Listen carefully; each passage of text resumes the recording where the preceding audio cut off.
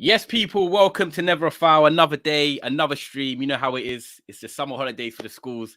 The preseason is nearing an end, but we've got to give you content. And you know what? You know, when I do my shows as well, I don't like talking just transfer news every day. We like to mix it up, get some good debates going. And I think today's going to be a good one as well, because in particular, the number 10 position.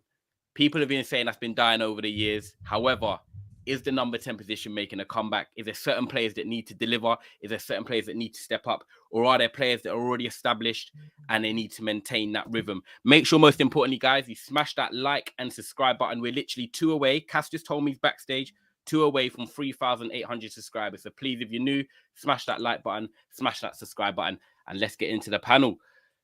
Cass, I'll come to you first. 2 away, yeah? Hopefully you can monitor that over the stream. We can get to 3-8. How you doing, bro? You blessed? Yeah, man. Just getting some polls ready for the guys in the YouTube. You know what I mean? Because I know they like the polls, so just getting that set and ready, man. But I'm good, man. It's going to be a bit of a sticky one. Obviously, we're going to be joined by Jerry very soon, representing the Liverpool stuff. Obviously, talking about their situation. Is going to be a different, obviously, system going off next season. And also Sam representing Man City will definitely be on very soon. Just obviously caught up a little bit. So there will be a couple others coming in for your. Obviously, people who if you support Man City or Liverpool, it will be in question. Tottenham, Mo, obviously you support Tottenham, so we'll talk a little bit if they're going to run a 10 this season. Love that. We will get Sam and Jerry joining us as well. Mo, I'll come to you next. Obviously, I love the background you got going on there. How you doing today as well? And obviously, let the people know where they can find you as well, man. It's a blessed morning. Welcome everybody to the stream. Again, every day we see you guys. We're very happy to have everybody here. I'm very happy with Cass and Ty here, and then Dan. I'm sure this is going to be a great stream having you on, bro, and then talking to you football and everything and all the number 10s that disappeared. It's a simple. You can find me here on Never a Foul probably every day or every other day here with all the guys here that we do all the work together. And if you are interested in Serie A, the link is going to be in the description. It's worldwide. We do content and then Serie A content when the season starts. We do match reactions, watch alongs and everything. But we're here now. It's Never a Foul day, and then we're ready to talk. Love that, people. Make sure as well you go and check all the descriptions. You've got Dan's channel in there, Mo's in there as well, so you can drop him a subscribe. He's supporting us right now, over 30 watching already. Please make sure you go and subscribe to their channels and give them the boost they need, man. Dan, obviously I was on the show with you on Grizzly's show. It was a really good show that we're discussing, obviously, a lot of the transfers that went in place. But I think now we're going to talk about players that are here ready to deliver, man. So obviously let everyone know where they can find you. It's great to see you, obviously, you on, and big up all the work you're doing, man. Yeah, listen, thank you, man. Much appreciate you, one, for inviting me on, and two, for allowing me to plug that. I really like that. And love what you guys are doing. If you want to come and follow me on socials, it's at DanArsenal87. And if you want to come and follow my content, I've just started a new channel, which will be coming out in relation to Premier League content. So it is Football's 12th Man podcast over on YouTube. If you can come and give us a subscribe, I'd absolutely love it, man. And I do a lot of content on AFTV and Lee Judges TV as well. So come and give us a follow, man. Wicked. Make sure you go and subscribe. There you go, guys. I just put up it in the bio as well, for you can find all the tweets for everyone here. Like Dan's channel is down below. Mo's channel is down below as well. So make sure you go and subscribe. Show them love. Great Arsenal content. Great Inter content as well. Big up everyone in the comments. Says Haaland clear. This is number 10 talk. So yeah, be careful. We done a strike one yesterday. Big up Cass in the panel. Big up the man. Then Raheem says love that. Big up Cloud as well. Cloud, unfortunately, no Chelsea players really make this one. Maybe Mount might get spoken about. Big up all of you. Big up Usman. Love that. Arsenal getting cooked by Brentford. Here we go. They're starting already. Big up them. Just to be fair, they did rotate the whole team. Yeah. We beat Rex and we still conceded, so we can't really talk too much. We had the I know. Click Bruno by accident. I love that. Must be on about the poll. Why is KDB in the conversation? He is clear. Well, obviously, we're going to talk about that in the conversation and why he's in the conversation. So, yeah, people, make sure you smash your like the button, smash the subscribe button if you're new, get your comments in as well. But where do we start? Like, in short, we were just saying off air, guys, that, Battle of the Number 10s is kind of the show, but we kind of want to talk about everyone positively, constructively as well. And at the end of the day, people said that, the number 10 the number 10 position could be dying in a sense, but it's not. I think something is coming back into that number 10 position. Formations are potentially changing as well. And, you know, Dan, I think it's only right that I'm going to start with you. I know you've got to make a move at quarter past, but one of the people I'm really interested in is Martin Odegaard. And I think with Arsenal, you've got Fabio Vieira, and then obviously you've got your Thomas Partey, you've got your Granit Xhakas, you've got your Smith Rowe, who for me can play as a great ball carrying midfielder, but he also plays out wide. Martin Odegaard for me is going to be probably your captain this season. Different type of leadership now. Has to establish himself at Arsenal in terms of grabbing the balls by the neck for me. I think he's a great player, but I think this could be the season he really elevates himself. Do you feel like this is the breakout year for Odegaard? What are your thoughts on him going into the season? Because I don't want to talk about Jesus anymore because everyone's done enough of that, and Saka. I feel like Odegaard, do you know what I mean? He's the mystery man that's kind of avoided in these conversations, and that's why today I've got you on. Yeah, no, fair play, man. Listen, with Martin Odegaard, he's a player that I want to see more from. And people will say that's harsh, and people always say I'm harsh about Martin Odegaard. When you have a player in your team that is creating as many chances as Dan James, you need to question. He needs to start looking at himself and thinking, I need to do better. The goals, I think he assisted 7 and I think he scored 4, something like that. It might be the other way around. That's not good enough for me, man. So I need to be seeing what he can do behind Gabriel Jesus. So this guy who can be instrumental in midfield at times can be very poor and goes missing in big games. And I just remember seeing Mesut Ozil doing exactly the same thing. So I hope we don't have another Mesut Ozil on our hands. What I will say about Martin Odegaard is his mentality looks a lot better than Mesut Ozil's. He seems to fit in well. He looks to be a very likeable character around. I definitely think he's got leadership qualities in a different way. He's not an old school barking orders, but he leads by example. And I do think there's some talent there, without a doubt. But I do feel that we need to see more from Martin Odegaard. And this, for me, is one of his...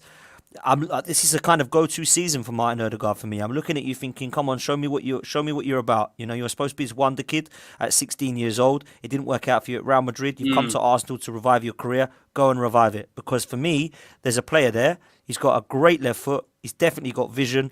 And there's definitely somewhere along the line some creativity. But I do need to see more from him. And a lot of people have said that's harsh. I don't know how you can say it's harsh when the figures don't lie. I said we should have signed James Maddison last summer, and everyone laughed at me and said, no. Everyone laughed at me and said, you're joking, Odegaard's much better. Maddison scored 18 goals and assisted 12. Odegaard's assisted 7 last season? And scored 4. Do you know in all what? competitions. It's mad. It's mad. It's actually crazy, because I was looking earlier, and it's funny you say that, Dan, because Cass, you wouldn't believe it, right? You know how much, obviously, Mason Mount got praised, people like Saka got praised and stuff like that. I looked at, I was chatting with Sam earlier, and he was like, look at Maddison's stats. And I looked at in terms of the creative midfielders, he got 12 goals and 8 assists last year in the league, That's 20 goal contributions. No one mentioned his name. Obviously, he was out the England camp because obviously whatever happened with him in Southgate. And that's why I think Maddison, I can see what Arsenal fans wanted him. What do you think with Odegaard when Dan, as an Arsenal fan, is questioning, you know, whether he can live up to his expectation? Obviously, he was there at Real Madrid at 16. Are you in that camp, Cass, or even more? I don't mind who goes. Like, do you think know Dan's what? right? Let me go quickly. Yeah, I think you're the first Arsenal fan, right, that's told me that Odegaard is not like it's basically like on a 50-50, because apparently to him he's God's given gift, mate, to football right now in that 10 or 8 spot. Because he was doing this comparison thing on Eriksen, and Eriksen comes in. Who said that though, Kaz? Who said that though? No, Arsenal fans. There you go. In there. But so we have got a deluded fan base, bro. I said to him, or them, should I say, that that Odegaard went missing in a lot of the games, half of the games I could say, and even Dap said himself, like he hasn't done it for him yet. Like he hasn't made up his mind about him. He's still got a long way to go, but apparently he's immense. I think he's a good player. I think listen, he is. I've not said he's awful. I've not said he's awful. I like him. I think he's got some talent. But I've just looked literally now, and he got 7 goals and 4 assists. Maddison got 12 Premier League goals and 8 assists. 8 assists. So he's doubled his assists, and he's nearly doubled his goal tally. So that was why I wanted to look at a James Maddison. So I just look at Odegaard, and I think you've got more to go. There's still a lot more for you. I need to see more goals. I need to see more assists, and stop hiding in big games. Because for me, there's definitely a player there. So go and show it. Yeah, 100%. Mo, what do you think of it? Because obviously you're not here as a Premier League. Obviously, you're a football fan. You don't specifically support a Premier League team. So kind of, it's nice to have that neutral sort of view on all these sort of number 10s. And with Odegaard, like Dan's saying, like the aim is top 4. They probably want to win a trophy and try and go for the Europa League as well. 7 goals, 4 assists last year. Is that enough for you to be, you know, a top tier number 10? Or do you think, no, do you know what? Now he's got someone like Jesus. He's got a proper striker in front of him, maybe unlike Lacazette. It's going to be the perfect time for Odegaard to feed through the balls. He's got someone getting on the end of things. Do you think it's kind of, you know, not contradictory, but do you think it's kind of a blessing now that he's probably got players like Jesus around him and that can probably bring that a bit more out of him? Or do you think, nah, do you know what, Odegaard, you're not really too keen on? So number one, it's not his fault that he only scored 7 and assisted 4. It's the problem is gonna be the cast around him. Nobody in that Arsenal midfielders behind him play vertical balls. Everything is horizontal and going through Martinelli and Saka. And when Lacazette was dropping, he was occupying a lot of space around everybody without any output. So the problem is Odegaard had to find the chances himself. Nobody gave him the chance to express what the kid can do. The kid has a lethal of a left foot, can create, can whipping crosses, tucking inside and whipping these crosses, but there was nobody there. And also having let me call them stars like Saka on the right side and Martinelli for Arsenal fans, he was really good. Everything goes through them. That means the middle is forgotten a little bit. And I think, well, as you said, Ty, with a striker like Gabriel Jesus, who gets involved and also gets at the end of things, and his numbers don't lie at Man City, goals per minute, that means Odegaard can create and someone can finish. And if they get Tielemans in the middle, in my opinion, Tielemans is that kind of player that can play vertical balls between the lines to the number 10 in between the defenders and the midfields. The problem is I see Odegaard most of the time dropping, and he has to beat one man first before he can create. And that shouldn't be his job. His job should be between the lines creating. And I think this is going to be his breakout season because of Gabriel Jesus. And if they get a midfielder, which is the reports are saying that they're going to get one that can play him in between the lines, so he doesn't have to do the hard job of getting the ball past the midfielders.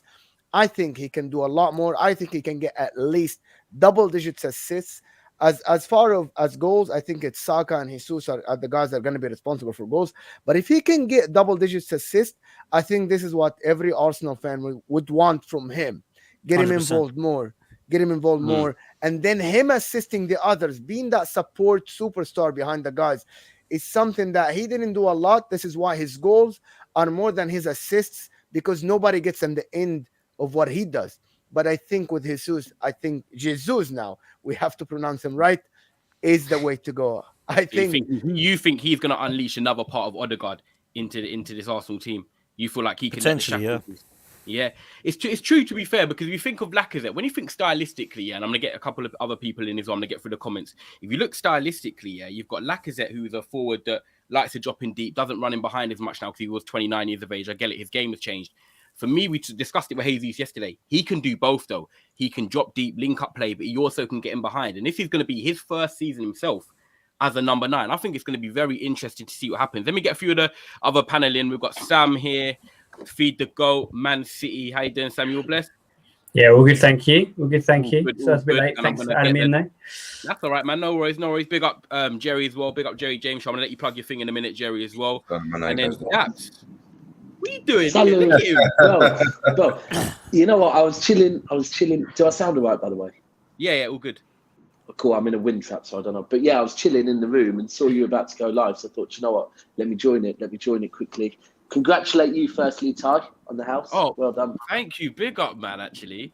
Toast do you know what? 100%, bro. Nah, thank you, man. We'll have a drink when you get back. I even messaged you, like, bro, there's going to be like 7 man. I don't know how it's going to look on the screen, but it's No, actually that's cool. okay. I haven't seen that. But I'm happy to leave after a little while as well. Nah. Big up for raising the toast, man. And can I just say, on the Odegaard thing, Cass, did you say that I've been saying on this that he hasn't done it for me yet? Yeah, you said he hasn't done it yet.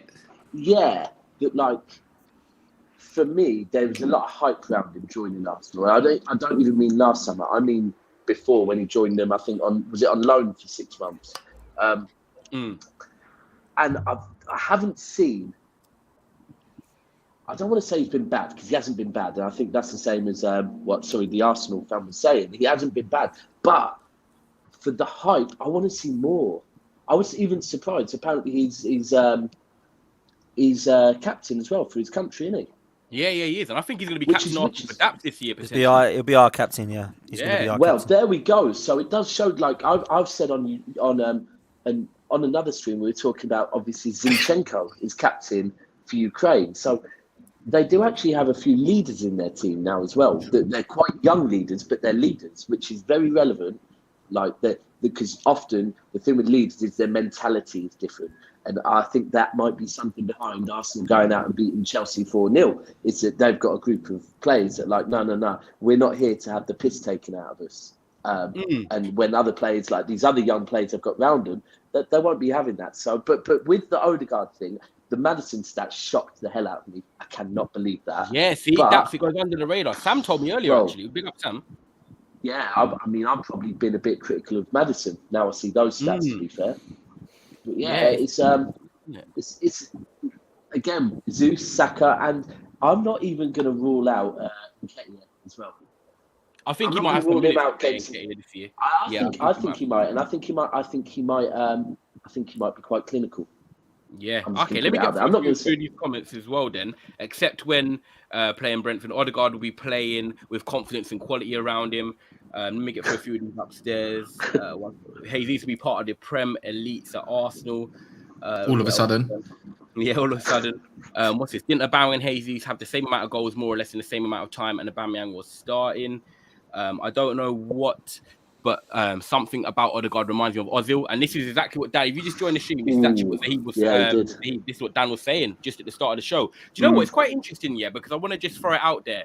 And Jerry, obviously, I want you just to plug your stuff quickly. Just let people know where you are and your channel just before we continue. Yeah, so on all socials, obviously at the Jerry James Show, and then the Jerry James Show, where I talk about it's Liverpool focused, but obviously football related. We go into tactics, we go in depth. I've got Jack Shepherd from Anfield Analytics as well, so we do compare a lot of players from Liverpool players, past players, as well as other Premier players as well. So yeah, just if you want to have a bit of controversy, I know that Cass has been on. I haven't got Daps on yet, but yeah, just feel free to check us out, man. Like I said, it's for the purists. So like I said, we're not doing it for to get big or massive or whatever. It's just for football people. Yeah, you enjoy it, and that's what it's about, man. That's what it's about. Yeah, wicked. Make sure you go and check out the Jerry James Show. There, It's in the description below. Description below down there. Do you know what? I want to throw out an open question, right? Because Dan and us at the start were just talking about Maddison, and then Daps even just said he was surprised about Maddison's stats this year. If we were right now talking, right, and I'm going to throw this out, I want to see just throw a little debate in there. Who are we taking right now? We're talking Maddison and Odegaard for your football club, because I think they're both two players that have still got levels to their game. They've still got pedestals to rise. What are we saying about it? I think it's a very interesting debate, especially when you're talking 12 months ago, Arsenal wanted Maddison. I'm going to let you, man, debate. I was going to throw it out there and want to see. I'll let Jerry, who you pick it? From a Liverpool perspective, I've got to say Maddison, because we need goals from midfield. I do feel like that's an area that Liverpool really struggling. That's a department that we're looking to strengthen constantly. That's the debate, amongst fans on Twitter and stuff. So I personally take Maddison. I think he's got more of that X factor. I think he can get you a goal out of nothing. He can score a screamer and change the game. I think Odegaard is more of a controller. I think he can play in the 10. But I do feel if he's playing at Barca, for instance, he played more of an 8. And I feel he's a controller. Yeah. So for me, I'd go over Maddison, but that's not to say Odegaard is better than Maddison or whatever. I think their styles are completely different. I think Maddison fits more into the kind of modern number 10, whereas Odegaard probably he shifts or kind of sides more towards. Let's not sugarcoat it, man. Maddison don't care if they're different positions. Hey, Maddison shits on Odegaard, bro. Shits on him all day long. Bro, it's not sugarcoat. I think he shits on him. We get a different style, but I'll still. I don't think Maddison controls the game as well as Odegaard. I've seen Odegaard drop next to Partey to pick up the ball and dictate play. And I'm not the biggest Arsenal fan. He's an 8 then. No, that's what I'm saying. So as an 8, I think Odegaard probably shifts. Okay, we're talking number 10s then. If we're talking number 10s, Cass, why are you saying that he shits on Odegaard? I'm interested. Because we're talking number 10s. So if we're talking about the 10s, he shits on Odegaard, bro. For me, elaborate. There you go, man. I'm a gooner, and I agree with Kaz. So I mean, I look at James Maddison, and I wanted him massively in the summer, and the numbers don't lie to me. If you want someone who scores from midfield, like Jerry was just saying, then don't pick Odegaard because he doesn't. So, listen, it might change this season. With other players around him, it could change, as Mo was saying earlier. It could do.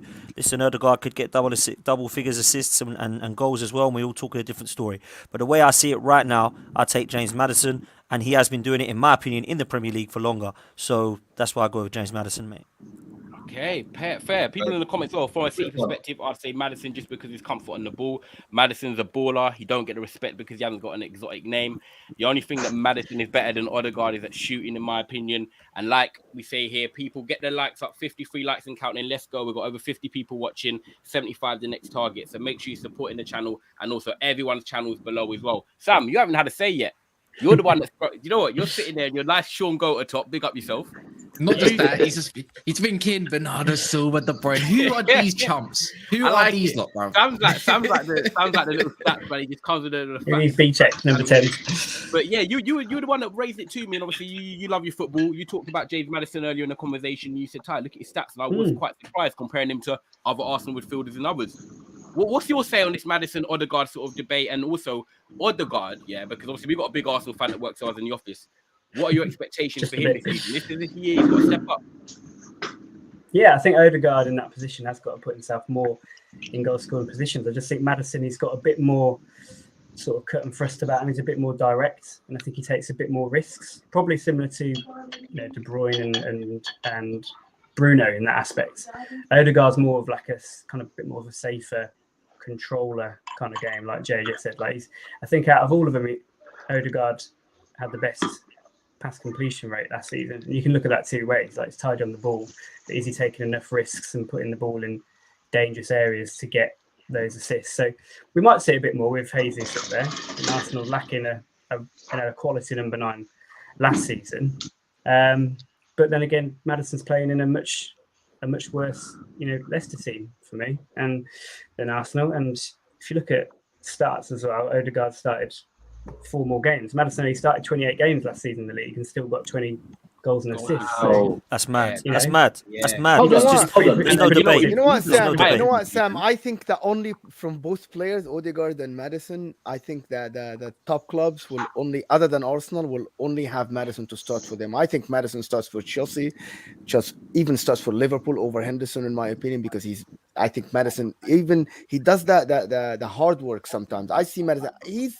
He has this ability sometimes to like create something. I like watching the kid. He has something. He has this flair about him, and I like to watch him. He creates a lot of stuff. And as Sam said, weaker team and creates all these stuff and these numbers. It's just a weaker team, and you gotta give it to the kid, to be honest. And he hasn't started a lot, so. No, and what hasn't helped Maddison either. What hasn't helped Maddison either is that I feel like he shot himself in the foot a little bit with his England career. I think he messed up on international duty, came back.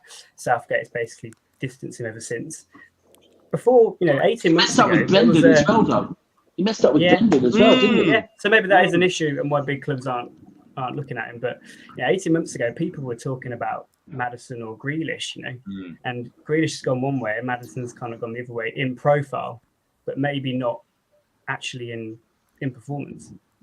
Is he better than Grealish, Sam? Sam, is he better than Grealish at all? Great question. I think he's got less flair than Grealish, but what he's better at than Grealish clearly last 2 seasons is that he gets goals. Grealish has never got more than 10 goals in a season. Even for Villa, he struggled on that. So that's where Grealish needs to improve. And in some ways, maybe Grealish was a bit like Odegaard last season, a bit too safe, not putting the ball in dangerous areas, like great at keeping the ball, but actually, being productive is probably what we're talking about as a number 10. You want to see goals in that position because you're playing high up, you're playing behind the striker. Do you know what? I just met two Villa fans, a dad and a son, by the pool. I was speaking to them for about an hour about football, and they were Villa fans, and they were talking on Grealish. Big fans of Grealish, by the way. Their opinion, they were saying that, from their point of view, he got them promoted. He changed his contract to make sure that they got 100 million. And at the end of the day, they said all other Villa fans were entitled to their opinions on him. Their opinion is that he did everything he did for club he loves, and he will be back one day. But then they were actually talking about a side of Grealish that I guess we haven't seen at City yet, which was Grealish that literally controlled the whole game. Yeah, it ran through As him. in everything. Like, which they said, for example, he'd be playing on the left and he'd pop up right, like in a right back position, calling for the ball, ping balls all over the pitch and controlling the whole game. And they were saying it's something that we would probably never see him do at Manchester City. And I said, well, you say that, but that might be, you know, I have no doubt that Pep's got scouts that do look many, many years ago, and that Pep and his team could look at it and think, you know what, when this guy gets to like 29, he might be that player playing a lot deeper and kind of doing that type of role. But are we putting, because I noticed we put De Bruyne in this conversation. Yeah. Well, are we putting Grealish in this conversation? I was going to. You might as well throw Mason Mount into this conversation. I said, I'm going to throw in, but there was something that I said the other day, Ty, and I want it to be documented, so I'll say it on as many shows as I can. I don't know how Sam feels about it, but after watching in particular, I told you there was wind in it. I'm like on the 9th floor of the hotel, and seeing the. I'm gonna have to be less dramatic with the views and just do that right. So, I said the other day, after seeing the Grealish assist for Haaland and the way De Bruyne thread the perfectly weighted ball through for Grealish to run on to cut a ball back. And then afterwards, going down the tunnel, Grealish said to Grealish said to Calvin Phillips, I was saying to Erling before the game, you make those runs, I'll find you. Now, based on the fact that Sterling is gone, I think Grealish may well play that wide left role predominantly for City. I want to see a 20 GA league from Grealish. Okay. I think this is definitely a big year for him. I think with Kevin De Bruyne, which is funny because we're going to come onto it next. Obviously, he played behind Erling Haaland, and I think that's why I included him today because Sam was telling me that this could be a different year for KDB because he's actually got a striker to feed. Let's get on to KDB in a second. Dan, I know you've got to make a move in about 10 minutes, but guys, I just want to go around the clock, And in terms of Martin Odegaard, we looked at Arsenal. Their ambitions are to make top 4. They want to be challenging for the Europa League and domestic cup competitions. Odegaard is now set to be the captain of the club. So that means he's going to be playing a lot of games and he's now got to grab the scruff of the neck. This is what I'm saying. I want to see a bit more of what I say in Odegaard I don't see is enough of that selfish streak. I think it's always one pass too many or he just wants to set up someone else. But I feel like he needs to just say, right, if I'm in a good goal scoring position, I am going to shoot. I want to score more. What do you guys now expect from Odegaard in terms of, I don't like to do the GA thing, but in terms of creative midfielder at number 10, a lot of people do look at the numbers. Cass, what do you say is a good season for Odegaard? It's hard to say, really. I don't think the numbers really matter for Odegaard. I feel like he just needs to get them over the line and help the team. That's it. Yeah, getting them over the line is a good season for Odegaard. Plays well. If Odegaard plays well, it doesn't matter because the team play well. Arsenal win. That's how you're looking at it in a sense. It's like I can hear that. He's not going to get 20. He's not going to get 20 GA in the league. He's not going to get. I don't think he gets 20 GA in all competitions either. Maybe 15, I'd say, but I don't think goals matter for him as he's more of a controller, so he's got a different side to his game. That's the whole point of bringing in someone like Vieira, no? There are more games in the Europa League, Cass. More games in the Europa League. They play more games in the Europa League. I get that, but I don't think he plays all the Premier League as a captain and all the Europa League either. I feel he gets switched out more. What would you think then, Mo? 5 subs as well, man. 5 subs? Yeah, another good point there. What were you saying, Mo? Go around the clock. Are you saying goals and assists high for him, or are you agreeing with Cass? I think Cass has got a fair point. Sometimes performances make the team better, and it doesn't matter about his numbers. They don't have a replacement for him. That's the problem. He has to play. Yeah, there is nobody. But he's unproven yet. I think Odegaard as a captain. I think he'll play as many minutes as they can put him on the field. And also, he doesn't have a World Cup, right? So he's not playing World Cup. So very true. For them, that means more minutes. That means he gets a 3 weeks or 4 week break in the middle, so they can afford to play him as much as they can in the beginning, and actually coming back, they can play him as much as they can. And I think that will make the big difference because he's going to be rested coming the second half of the season. So I think he has to get 20 GA this season. He has to. That's what someone's putting here. Keenan, Arsenal fan, 20 says Odegaard's got to put up 20 GA. What are you saying on that, Dan? Yeah, I agree. I do agree. I think 20 GA is what I think our attacking midfielders should be aiming for, because I demand the best. So of course that's what I want to be seeing him doing. I don't think he's a bad player. I think there's a lot of us have come across as if he just can't do that. That's just not in his ability. It's not realistic. I disagree. I think that there is a player in there. I just think that he needs to now show it and prove everybody that he is that player. I don't want this to come across like I don't rate the guy, because I do think he's good.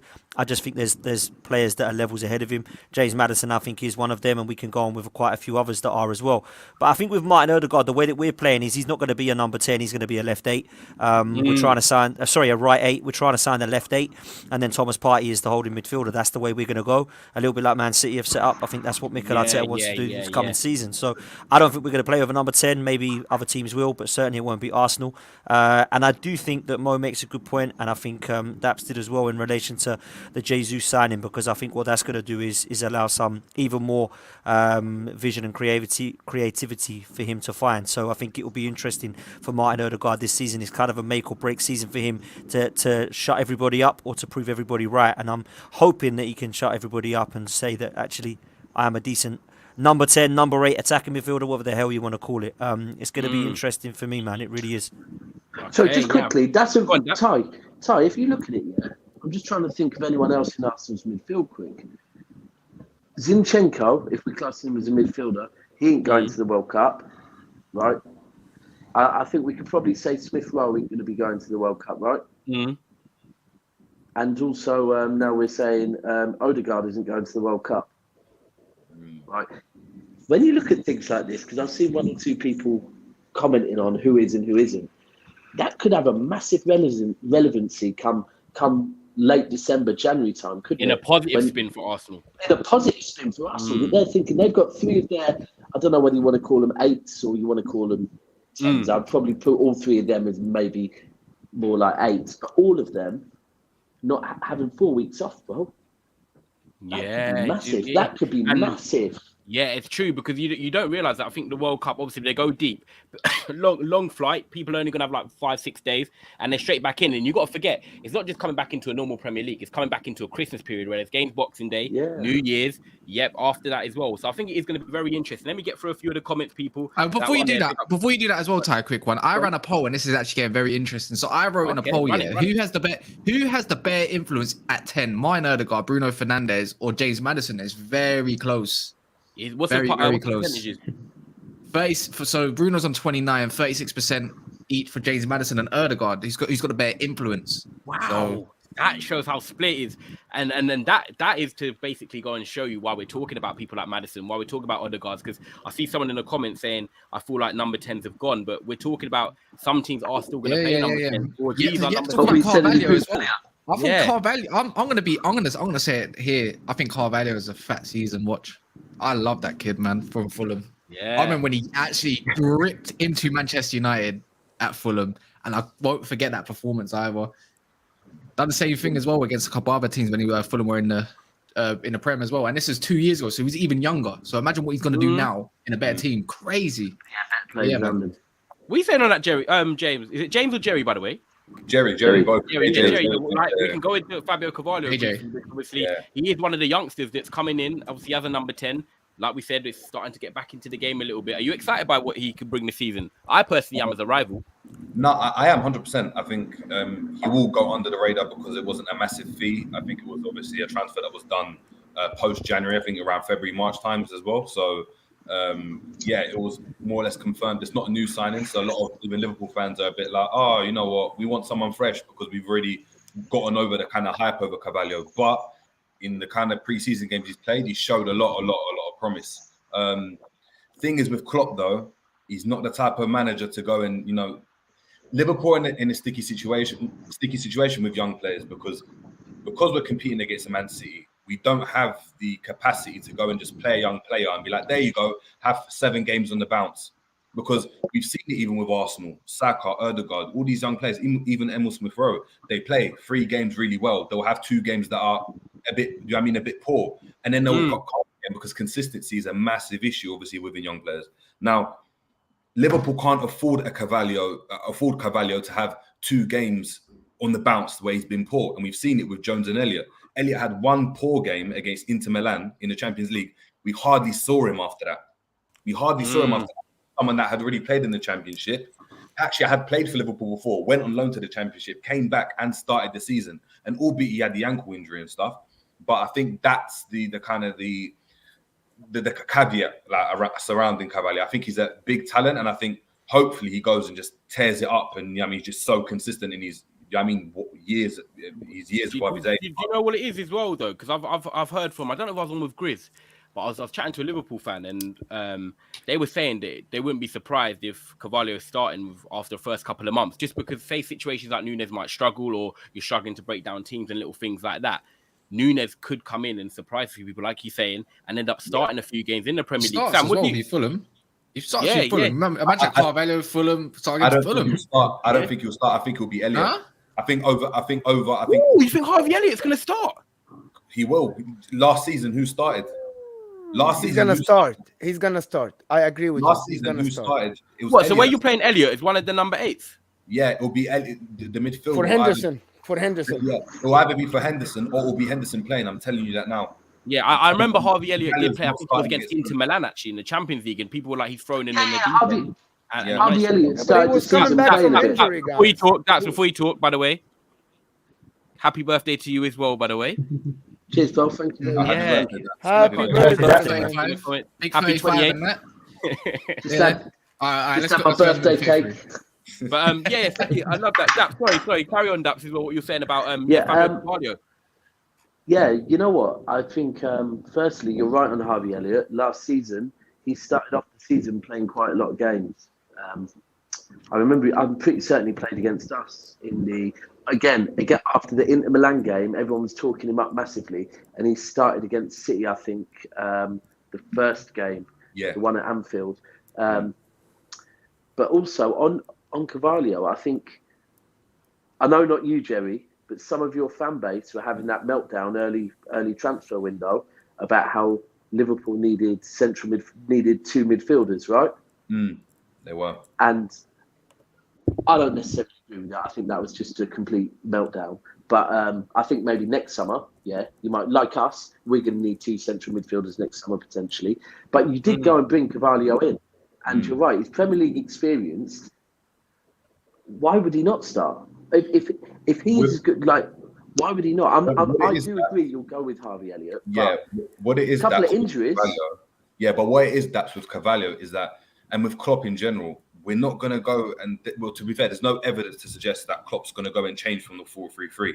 He doesn't play as a 10. He hasn't played with a 10 since the days at Dortmund. He's always played with a 4-3-3 and with a false 9 type of player. This is the first time we've actually got a full-out number 9 that's like with Nunes that's going to have to start.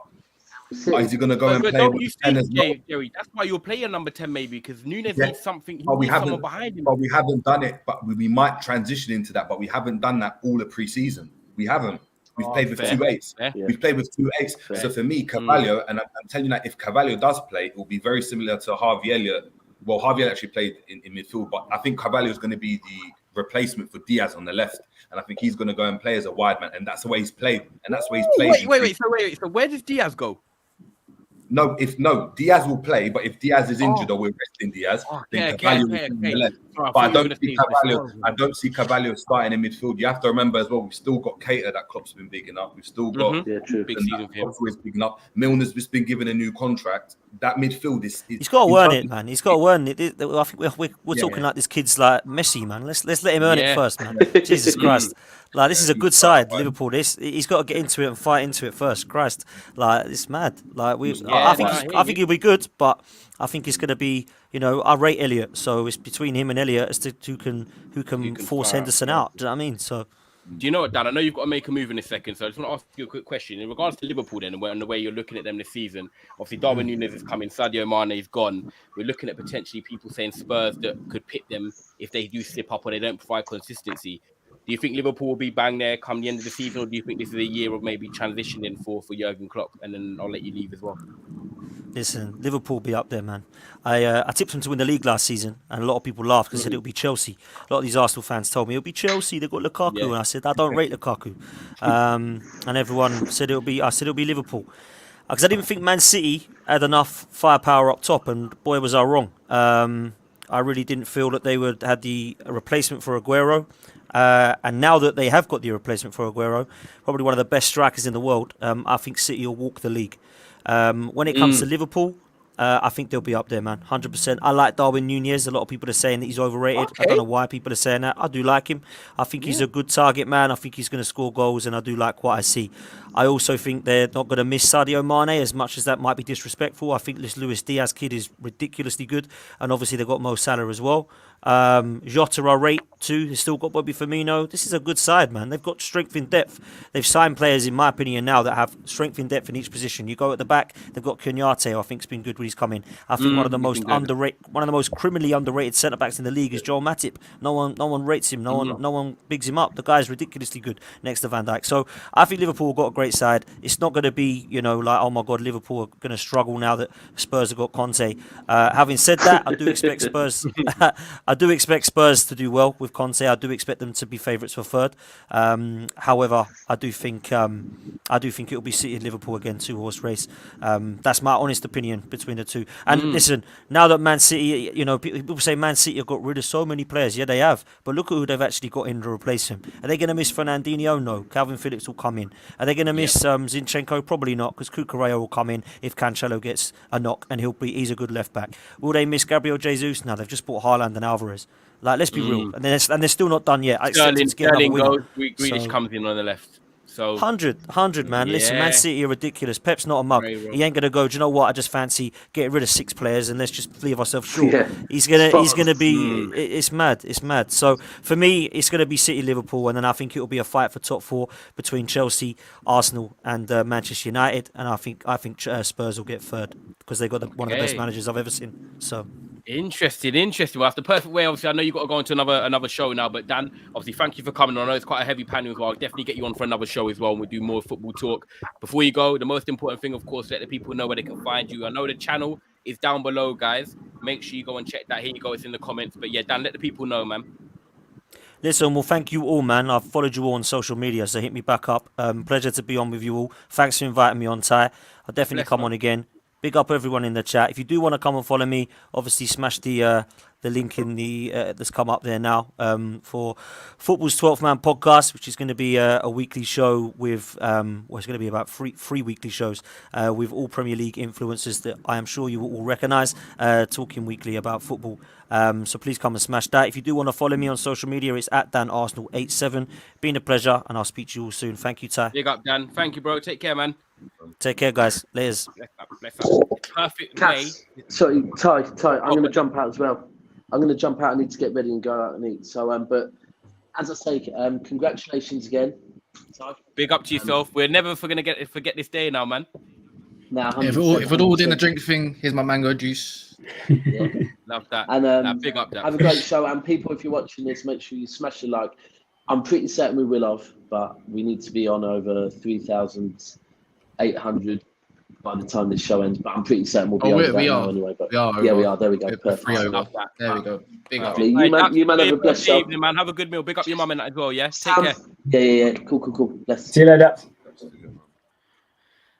Right. Perfect way to segue into Kevin De Bruyne, because I want to just kind of like, me and Cass, I don't want to be so structured. Now I kind of save the free-for-all for now, because you also know the names that are going to be talking about. All right, we're going to talk Bruno Fernandes. We're going to talk Kevin De Bruyne. And we're going to talk Christian Mason Eriksen. Mount. Kind of the 3 biggest names, and Mason Mount, of course. Right. I don't mind who starts, what we do, but it's a big year for Bruno Fernandes. It's a weird but big year for Christian Eriksen. Kevin De Bruyne hasn't played 10 for a while. Is he going to go up behind Haaland now? And is he going to break the assist record like someone in the comments is saying? Where do we start? The big names. Let's get this out of the way. Christian Eriksen's not a 10. He's not a 10. He's not been brought in as a 10 either, in my opinion. Yeah. So let's just dismiss that. Because he's already spoken about Van der Beek's best position being a 10. Mm-hmm. So if you're going to talk about 2 in every position, yeah, Eriksen can do a 10, but he'll use Van der Beek there or Bruno there. So I think he's coming as the 8 for me personally. So okay.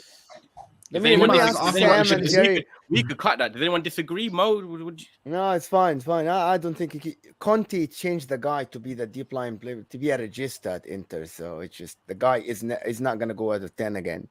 and he's not starting over Van de Beek or Bruno as a 10, in my opinion. But I have a question for Sam and Jerry. It's a kind of a tricky question because I'm sure I'm getting a different answer from both of you. Is Kevin De Bruyne one of these players who is gonna only shine in Pep's system? If Pep leaves, do you see Kevin De Bruyne putting the same numbers and the same performances? Because we have seen it in Barcelona. When he left, some of the players dipped a little bit. Do you guys think that it's that case? Like, it's the system is easy to play, the same for Sterling and Mahrez and all these guys that we know that we see them playing in Pep's system and they're brilliant, but they might not be the same in different systems. Did you want to start? Yeah, no, I don't think so. I don't think so. I think obviously he's had the benefit of playing with under Pep for the majority of his time at City. But when the first season when he came under Pellegrini, he was still very good, and still got double figures for goals in that season. And he also won Player of the Year in the Bundesliga as well, for Wolfsburg, and got the assist record there as well in the Bundesliga. So, yeah, I think he's shown that he can do it under different managers. He's probably the star player for Belgium as well. And I think a lot of Belgium supporters say he's done it more than Hazard has in big tournaments as well. So I think De Bruyne just produces wherever he is.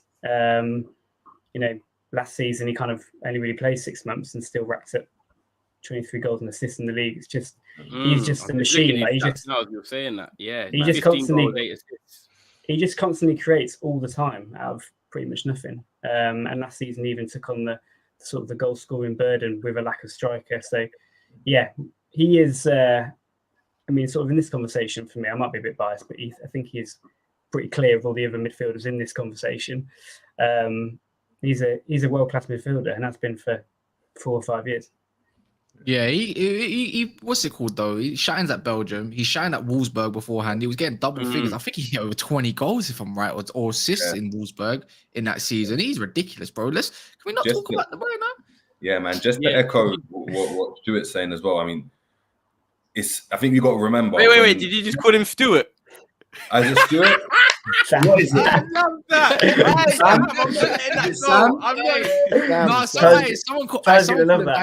Someone call you Daniel Radcliffe in the comments.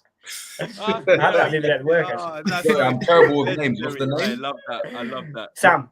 Sam, there we go. It's popped off the screen, so now I've just brain fart. But as obviously Sam was saying, I think we've got to remember as well. Players always fit systems. Ibrahimovic didn't do well at Barca because the system didn't fit him. He went everywhere else and popped off.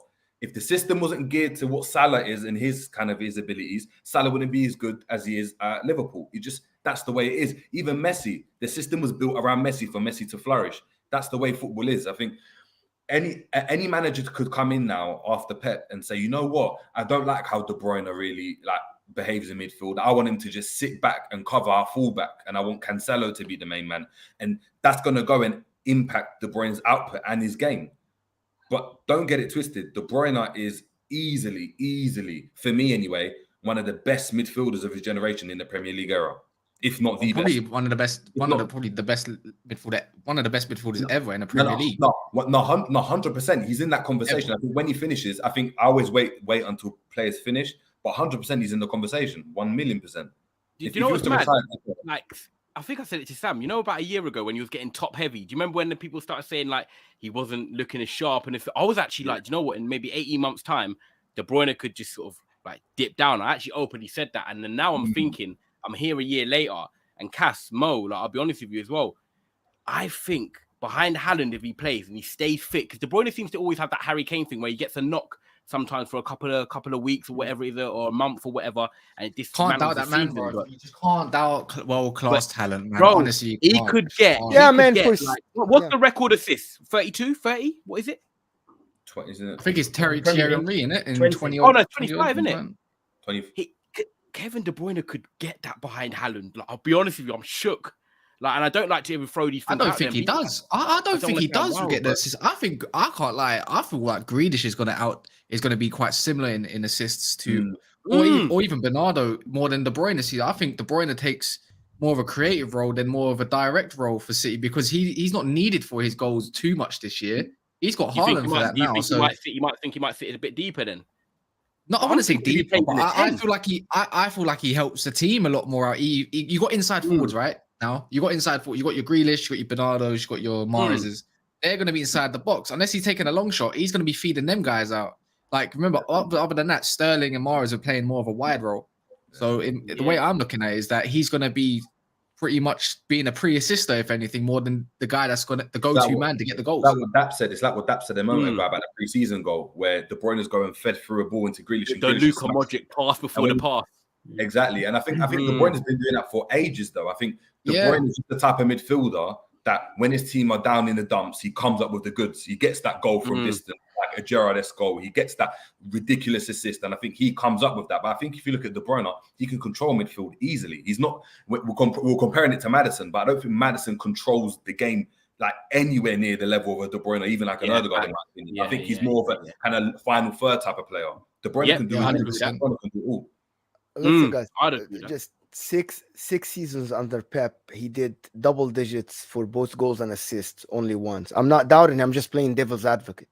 This is the type of a midfielder that under Pep's system should be regularly getting double digits, even 11 or 11. It's just my opinion about the level of the play that Pep has and the level of the players around Kevin De Bruyne. I know that he got 20 assists once, 19 assists once, which is great. But the way we're talking is that you need to get double digits assists and goals, in my opinion, to be in the Prem.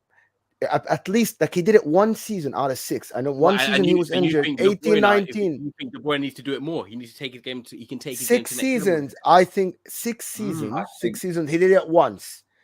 Just put that number. I'm just playing devil's advocate. I'm just echoing what people say.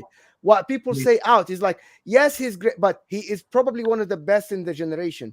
But we're not going to put him now. We're not going to put him yet in the best ever that play in the midfield in the Premier League just because of this. Yes, he's injured a lot. He was injured even when he was injured in the 18-19 season. I just looked. He played half the season and he scored 2, assisted 2. But he was injured a lot. That's not it's okay. I mean, to be look, I'm not the biggest City fan, clearly. I'm obviously, they've been pipping us like all the time. But I can't speak for Sam. But it depends on what your midfield is required to do. I mean, if I use Liverpool as an example, Keita in the Bundesliga and for Guinea is a marauding midfielder that gets goals and assists from midfield. He's all action, right? He comes into Liverpool, what happens? It's curbed straight away. Elliot, Jones, great example. Jones came in and from the academy, all round goals and assists. That was what Jones was known for in the academy. Comes into Liverpool, what happens? He becomes a player that just passes sideways. Elliot, even if you look at his attacking output than what he was doing in the academy, even at Blackburn, at Liverpool, it's completely different. Pep Guardiola doesn't require a De Bruyne to be going and getting goals and assists. If you look at how City play, it's Sterling, it's Mahrez that are smashing. It's the same things over and over again. It's the pattern. De Bruyne feeds those players, they smash the ball across the box, and their forwards get the goals. And it's either Cancelo or it's Walker that get the assists.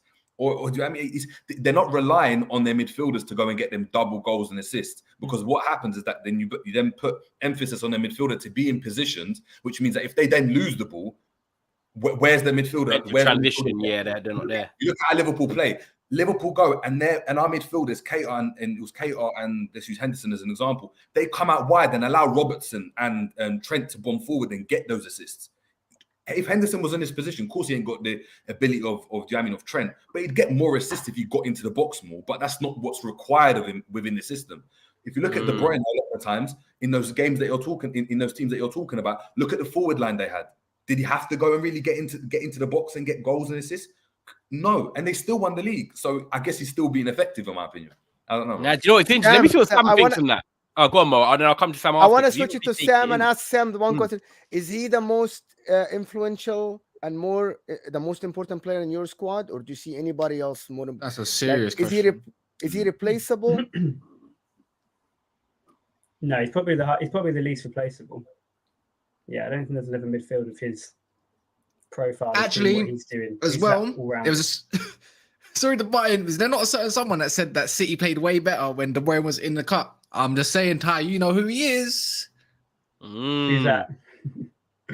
Daps. Your boy Daps. Ooh.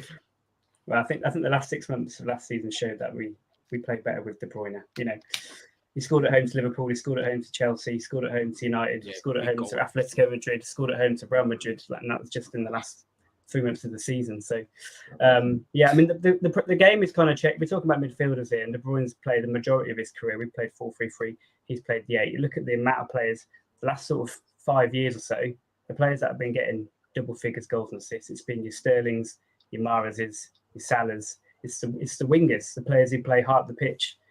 Last season was probably the first time De Bruyne was actually getting close to the goal. He was taking on that goal scoring mantle. So I think the figures that he's got already has been very impressive for what he's done. And maybe talking about the expectations, like we said, for Odegaard and other players, to get double figures in goals and assists for a number 10, it's maybe not that realistic. You think about the last sort of decade, really. What number 10s have got double figures goals and assists? I think Eriksen maybe got 10 and 10 a few years ago. Mata got like 10 and 12 about 10 years ago. Number 10s don't actually put up those sort of numbers, really. So in fact, De Bruyne, if he's getting 15 goals, Bruno did it in a much weaker team. Did you know what? And that's funny because I normally like wrapping up after. But without saying, the cliche Fernandes, they were all penalties, and then when they got taken away, what happens? I thought Bruno Fernandes did like 18 and something. De Bruyne barely scored a penalty for City. Because we know De Bruyne is going to be consistent and we know he's going to do well. I know we only got a few minutes left. We like doing it under an hour. But if we even touched on Bruno Fernandes really yet, we'll probably have to do another show on it. But with Bruno, I don't know, something that must have cut out. But with Bruno Fernandes, like how big is it a season for him, Cass? Because the other Man United fan for me, I feel like briefly, like Bruno has changed in terms of at the moment in pre-season, he's calmed down. He's using the ball a bit better. But I'm very intrigued to see how he does now in terms of goal contributions. And, I think the front three, no disrespect to Ronaldo, but him and Ronaldo play with each other at Portugal. I just don't work. They don't work. Bruno and Marcel work. Bruno and Marcel work. They work. No, wait. 10 goals, 6 assists. Ronaldo and Bruno are like serious. No, because Bruno runs in. Because when Marcel's got the ball, Bruno runs in behind, bro. They actually got a good relationship. He will feed Bruno back in. The thing is, he'll run behind him. Him and Ronaldo don't work. It don't work for thingy. But I'm not saying he's going to be perfect, but Marcel works a lot better with Bruno than Ronaldo. And I don't even want to talk about Bruno anymore anyways. He's unselfish. That's you hated, man. Bruno can then go in. What do you say about Ronaldo, Cass? What do you say? I just don't even want to talk about neither of them, bro. We've got one guy who's absolutely sucking off his agent to get him out of the club, and the other one, I just don't really rate him too much on the eye anyways. But his output is there, innit? So yeah, don't you think though, with Bruno and Martial coming back together under a proper coach now, I think this hopefully could be one of Bruno's better season, is what I'm thinking. The brother's 28, man. Not trying to hear about if he can get coached. If he can't do nothing, then fling him, man. Flog him. Fuck it. What do you think, Jerry, is a rival? We're looking at Man United and looking at Bruno Fernandes, and obviously I'm a big Martial fan. You can probably see here first time on the stream, but yeah. What do you think of the Bruno and Fernandes potential this season? I think Bruno Fernandes. I think, like you echoing what you said, Bruno Fernandes don't work because Fernandes can't make the third man runs into midfield and get those goals and get those stats that we're talking about and cause havoc in that box like Dele Alli-esque, because he knows Ronaldo's not going to turn on a sixpence and find him. Ronaldo needs to be the last man. So what you're asking Bruno Fernandes to do is now change his game and now be the one playing the pass into like a wide forward to get the ball into the box for Ronaldo. And I don't think that really works. I think him with Martial, I think that could be a really, really, really good, it could be pivotal. And I think Fernandes is the type of player, if you give the onus on him and tell him you're the main man, come on, take us there. We saw it in that first season. Whether you rate him on the eye or not, he gets goals. He's screamers outside the box. He gets assists. He can get those numbers. But I think Ronaldo coming in, I think it kind of dimmed him. I think it's like a little brother thing. It's just like it is. Ronaldo here, okay, and then what happens? You know when you're trying to impress a little. You've been playing on your older brother's PlayStation. My brother's a good footballer, yeah. But I swear down, the way I play and the way he plays, I cannot fucking stand playing in the same team as that guy. And when he watches this, and he will watch this, he knows facts. He loves to play with me, but I don't like playing with him. I'm sorry. It's weird. It happens. I control a game from fullback. You're more of a direct runner. I need someone that's going to play into feet, like kind of thing. And you got to remember as well is that Ronaldo, like we're looking at Ronaldo and we're thinking, yeah, they're just teammates. For Fernandes, he's watched Ronaldo growing up. This is a legend, an icon. It's like if one of us was a Premier League player and just said, "Oh, we're playing with Ronaldinho now." Like it'd be mad. It'd be like you'd want to impress so much. You do stuff that just doesn't work. Like you get the ball and just want to spray it to him. And I've seen it where he gets the ball and he just hits it into space, thinking Ronaldo needs the ball now. But in his first season, even that 6 months, he was. Listen, you're talking on the eye. When I saw him, he looked good. Like when he signed, you're talking, I wanted him at Liverpool after that 6 months. I was thinking, you're already talking. Like, I'm not saying you're a Man United fan, but you're understanding why me and Cass, for example, as Man United fans, want Ronaldo gone for the better of the club because everyone has a weight off their shoulders. Sancho plays better, Rashford plays better, and he's the main man, bro. And it's a team game. If these guys are all connecting, they're chipping in with goals. It's better than Ronaldo getting 20, but the others flopping. And this is what I'm trying to explain to people. Mo, what do you think? Because obviously you're there itching, and I know that I don't know if you're a Bruno fan or if you are, but. What are you thinking on him this season? Is this a pressure season for him with Van der Beek waiting there? Potentially Eriksen could play as a 10? Or you think he needs competition, bro? He's not under pressure, bro. I'm not gonna say I'm a big fan or not a big fan of Bruno. I'm not. I'm just indifferent about him. But I think he is probably the most important player in your squad. You guys, I know that Man United fans, you guys don't rate him, but the way I look at him from a neutral point of view, he runs a lot, contributes a lot, demands the ball all the time, which is some players, man, hide. He does it too much, though, man. I got counteract to that, though. But that's why now you have a coach that can control that a little bit. But for someone to demand the ball all the time, that means someone is not scared to get in the ball and try to create stuff. The problem with him is he is going for the 50-50 long ball or a through pass, where a coach like Ten Hag will tell you, if it's not a 90% pass, don't do it. The club is like this, Pep is like this. So I think the coach now is going to control him. He plays, like Ty just said, these long balls, and then, someone will run into them. Ten Hag will control this. But for someone to demand the ball everywhere on the field, I play football, and I know that some of these players are very rare. Players hide in their positions. This guy doesn't hide. He demands it. He likes it at his feet. He tries to control the field, which is something I think under Ten Hag, I think he will shine, man. Nah, yeah, you know what? This man lacks football IQ. Yeah, great. He shows for the he shows for the ball and everything. Yeah, but he overdoes it. Bruno overly does it. That's when what I'm saying, guys. He needs control. He needs someone to tell him. Yeah, but I think in the first few pre-season games, we've seen a little bit of it. Where he has weighed it down, man. Like, and then we saw the last game. Before he started getting wet. Before he started getting like a slump fest, before it was a slump fest, Bruno was back to it again. Crystal Palace, there was glimpses of it. He can't help himself, bro. Like, you know what it is? He just he pisses me off. But I can't stand the guy. He's done that knowing that there was no one there to replace him. Now he knows that we've got Van der Beek and Eriksen there. He has to deliver. He will be under pressure. He will be feeling it. He will be feeling it.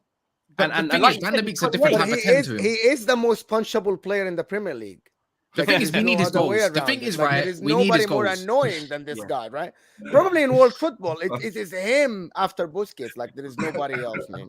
All he does is fucking moan and roll around the pitch, and then when it goes his way, he gets straight back up and he's at the referees. I just want to punch him in his nose sometimes. If I had to punch someone, it's Mason Holgate, but I can't lie. For a lighty, the guy's I don't rate him, man. I don't rate him. Yeah, I don't. He thinks he's a bad man, but he's not. But you know what, Sam? You've been sitting there, yeah. Big up everyone that's watching, by the way. I haven't even plugged it for a while. Please make sure you're smashing the like button. Please make sure you're subscribed. And over 100 of you watching right now. We normally would wrap it up, but I knew Bruno was gonna go like this. We needed a bit of this. Cass, do you want to plug anything? Go on.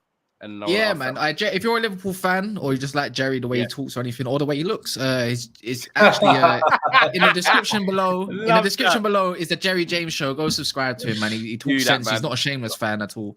All of that. Nah, I like it, man. I can see what he's doing already, man. Big up, Jerry. And then obviously Sam. Like, we'll come to you because we're debating a Bruno thing, and you've been obviously I've worked with you. You've been mixing it, and you know, with Ronaldo, I think you think it's best for him to leave the club. But with Bruno, like, where do you stand on him in terms of you've seen a poorer season for him, you've seen a better season as a rival of City as well. You've got KDB to compare it to, but it's a different type of player.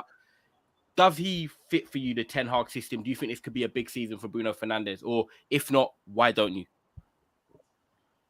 I think a lot of it does evolve around Ronaldo, because I think that does affect the whole of every attacker that plays for you. I do think you are way more effective without him, and I think you were before, and I think you probably will be after. I think the key with Bruno is to basically And it's probably one of the things that Ollie actually did, one of the few things he did well, actually. But he played Bruno almost like a second striker. So there's no point having Fernandes in the first 2/3 of the pitch. But you want to give him the ball in the last third of the pitch because he's either getting on the end of things, making those late runs, and sometimes he was the furthest player forward for United in some games, just arriving constantly. And he also creates a lot as well. He does take a lot of risks. And I can imagine in other parts of the pitch, it's extremely frustrating. So I think Ten Hag has got to kind of use him similar to how he used Tadic in some ways, not in that false 9 role, but when Tadic played in the number 10, he basically just sort of kept him up there alongside the striker.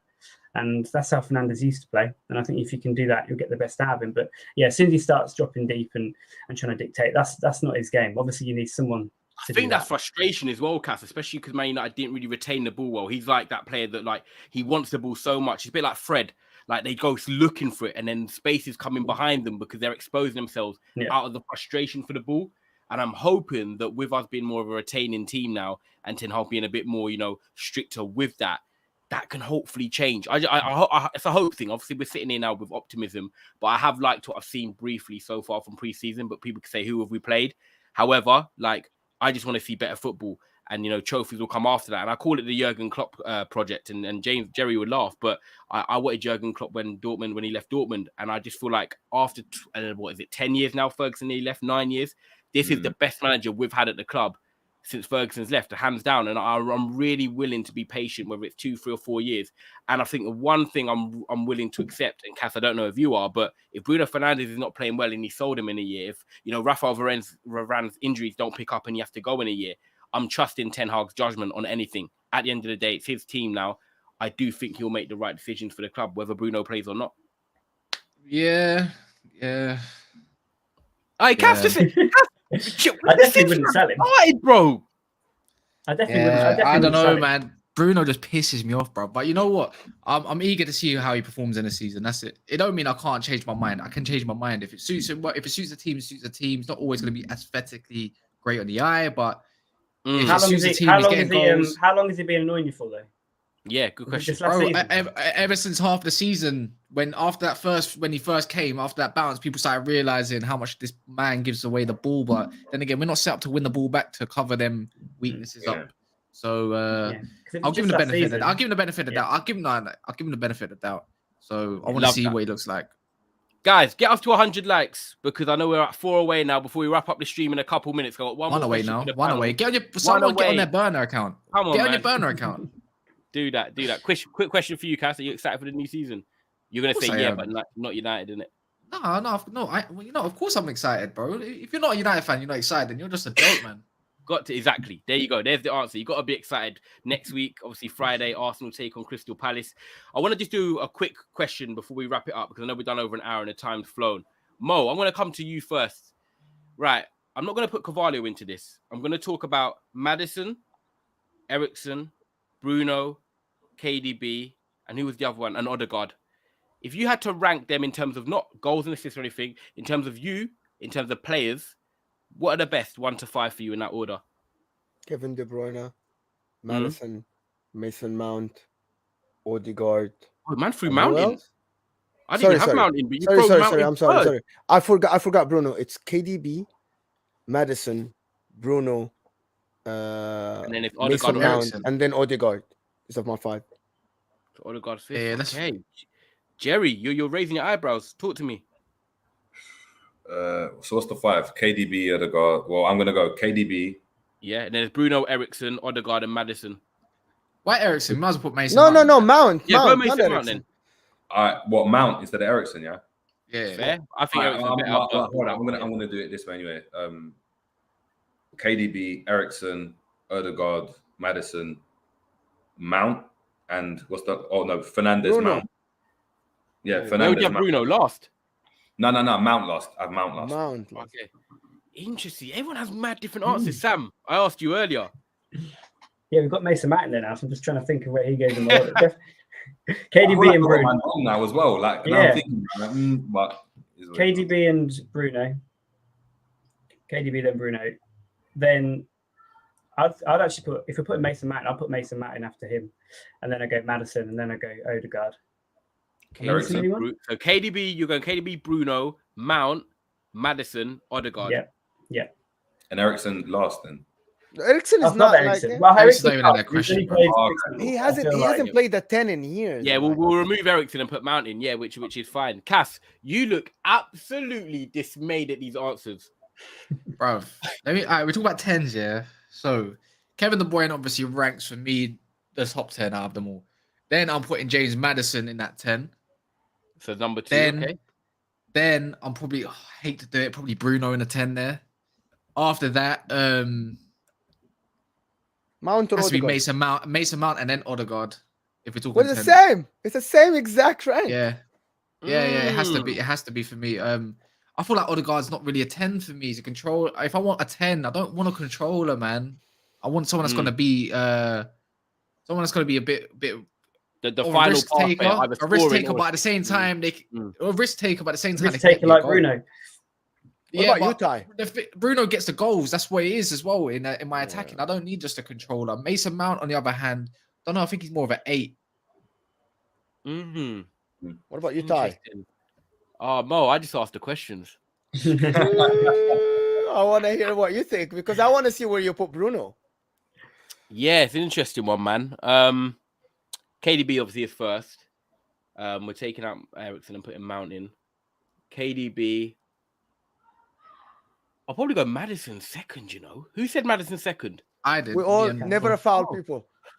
Okay, wow.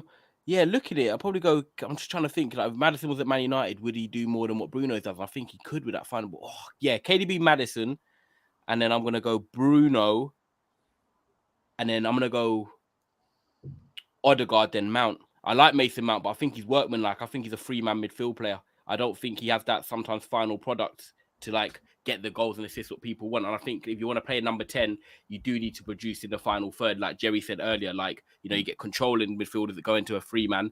But yeah, I think I'll go Maddison over Bruno. I was going to put Bruno second though. I just feel like this season, do you know what? I've got a very weird I'm going to make up a word now. I've got a weird intriguism about Bruno. I want to see what he does with Erik ten Hag. Like, this is the year for me that if he doesn't do that well, I don't see how like Cass said, he's 29 next year or 28. I don't see him getting better. That's what, do you know what I mean? I think this is the 27 year. guys. 27, 28 next year. Yeah, but the way his body is, Mo, like he's a type that he's going to get slower as he gets older. And I just feel like he's going to get a bit heavy. And I don't see him fully improving. I think next year is his biggest year. I do. Do you know what surprised me in all those, actually? That people really don't rate Mason Mount. And that does actually surprise me because we've been talking about productivity and goals and assists. He's the only he's the only player in this conversation who's got double figures for goal and assists. As a left winger, though, as a left winger inside in inverted forward, out of all of them, though. Yeah, but we're talking about the 10. He does it. He don't do it for England at the 10 for me, so that's what I'm kind of doing. It is. But that's why I said I got mine wrong because I mean I think Mason Mount would be ridiculous at Liverpool. I think if he played in the Liverpool midfield, I think it'd be ridiculous. In the midfield, free though. Yeah, but I think even as a 10, I think it depends what you require from him. If you want him to go and be that kind of controlling type of like past Eriksen or like an Ozil, he might not be able to go and do that. But if you want goals and just assist where you're just laying it on the plate for someone to smash. But that's an advanced 8, not a 10. I don't know, man. That could be a 10. I feel like he's a left-sided. For me, he's a left-sided. I think it depends what you want from your 10 though, because back in the day, a 10 weren't like, do you know what I mean? Was more Ozil than a Maddison. Do you know what I mean? Like back in the day, you look at all of those 10s, they weren't like that, and that's why I'm trying to say that there's a difference between the kind of modern day 10. When we were comparing kind of, I mean, those Maddison, Grealish. I don't know. I really like Mount, but as a 10, I don't want him in my 10. I want him. Yeah, I really like Mount, but I just think if it was a 3-man midfield, Mount would probably be one of the top of that list if that was me. We're doing. For me, I need a dictator, then I need legs around that dictator, and that Mount would be one of them. Yeah, or even a defense master dictator, like one of them clampers. Just said, "Yeah, man." Yeah, no matter what. Surprised. I can see it from like a number 10 point of view, but obviously he's got the legs, he's got the engine, he gets the goals and he gets the assists. But I suppose from like that pure sort of like number 10, like silky kind of aesthetic. I feel like a lack of a number 9 has really affected Mount as well. For the better or not? Because if you think about it, Mount I remember how many chances he's put in for Chelsea for Havertz and that Werner absolutely stunk it up. Stunk it up. So maybe I'm doing a bit of a disservice. You know what, Bruno fourth, Mount third. There we go. Changed my mind. Yeah. I think it's going to be an interesting year. Do you know what? For all of them, like I said at the start of the show, people, make sure you are smashing the like and subscribe button. Make sure you're subscribing to Jerry's channel as well. Mo's channel's down there in the link for the Inter Milan and Serie A content. Big year over there in Italy as well. But I do think, for all the names, in a good way, it is an interesting season. I even say that with Kevin De Bruyne, for someone that's now got a Haaland in front of him, and he potentially could play more advanced if we see that. So from the best to the players that need to deliver, we're going to keep an eye out, and we're going to have to see how the cookie crumbles. Obviously, we only got, 8 days now until the season begins. Exciting times. So just before we go, obviously, I want to just say big up the panel.